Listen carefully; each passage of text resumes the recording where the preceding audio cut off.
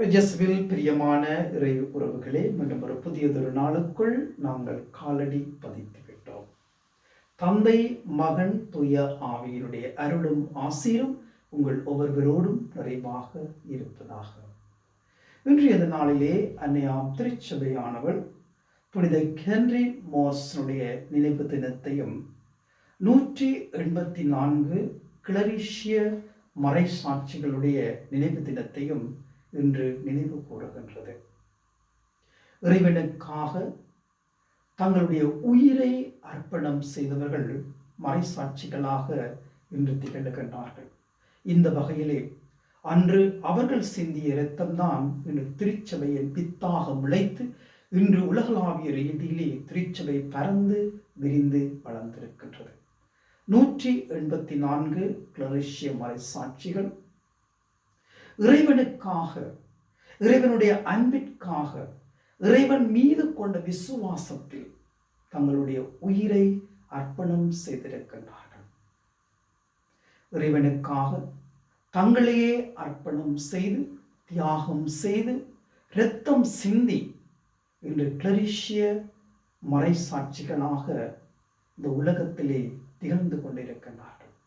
ஆகவேதான் நாங்களும் இந்த மறைசாட்சிகளுடைய வழியை பின்பற்றி விசுவாசத்தின் சாட்சிகளாக நாங்கள் மாறவும், இறை அன்பை நிலைநாட்டவும், இறை உறவோடு எங்களுடைய வாழ்க்கை பயணத்தை தொடரவும் இந்த மறைசாட்சிகள் மூலமாக நாங்கள் ஆண்டவரை பார்த்து நாங்கள் மன்றாடுவோம்.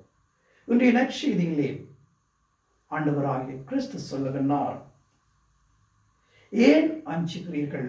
உங்களுக்கு இன்னும் நம்பிக்கை இல்லையா? சீடர்கள் ஐயோ சாக போகிறோம் என்று சொல்லி அச்சம் கொள்ளுகிறார்கள், பயம் கொள்ளுகிறார்கள், பீதி கொள்ளுகிறார்கள். ஆண்டவர் கேட்கிறார், ஏன் அஞ்சுகிறீர்கள்? இன்றைய காலகட்டத்திலே, இன்றைய சூழ்நிலையிலே ஆண்டவர்கள் ஒருவரையும் பார்த்து கேட்கின்றார், ஏன் அஞ்சுகிறீர்கள்? பயம், பீதி, கஷ்டம், துன்பம், வேதனை, சோதனைகள் இவைகளை கண்டு நாங்கள் அச்சம் கொள்ளுகின்றோம், பயம் கொள்ளுகின்றோம்.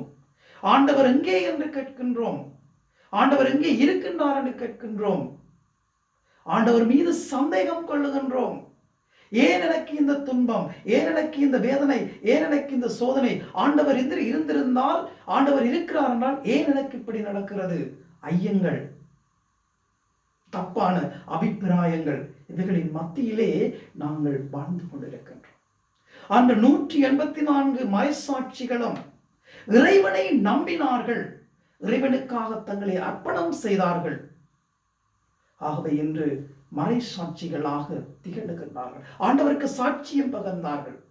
இதே போன்றுதான் நாங்களும் ஆண்டவர் எங்களோடு பயணிக்கின்றார், எங்களோடு வாழ்ந்து கொண்டிருக்கின்றார், என்னை வழிநடத்தி கொண்டிருக்கின்றார், அக்கமும் பக்கமும் முன்னும் பின்னும் இருந்து என்னை உற்று நோக்கி கொண்டிருக்கின்றார் என்ற அசையாத நம்பிக்கை எங்களுக்குள் இருக்குமாக இருந்தால் நாங்கள் எதற்கும் பயப்பட வேண்டிய அவசியம் இல்லை.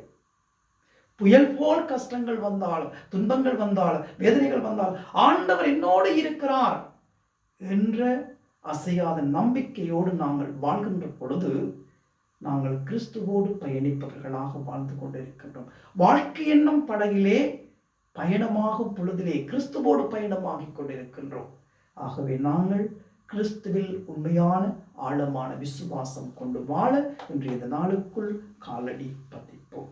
அன்னைமறை மூலமாக நாங்கள் எல்லோருமே விசுவாசத்தை எடுத்துச் செல்லும், விசுவாசத்தோடு வாழும், விசுவாசத்தை நிலைநாட்டும் அன்பு உள்ளங்களாக வாழ பிரயாசப்படுவோம்.